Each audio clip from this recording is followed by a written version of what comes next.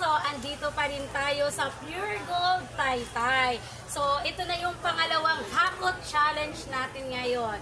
Ito si Sir Roy Itable. Sir, kumusta sir? Okay lang, kinakabahan.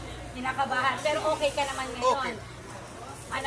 Kaya naman natin mag-ano. Kaya. So, exercise mo na sir. Isang ganun-ganun mo na sir. Ayan. Isang ganun-ganun mo na.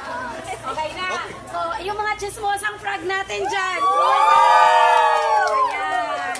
So, ngayon, magsisimula na ulit ang ating hakot challenge.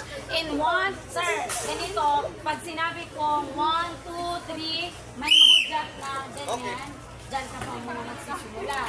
Okay. Pangalawang pito, yan po yung end. Okay. Okay. Game na, game na. Game na.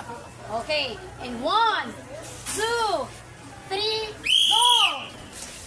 Go, go, go!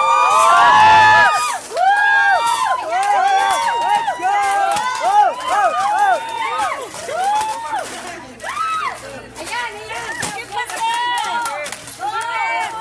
Number 9, 8, 7, 6, 5, 4, 3, 2,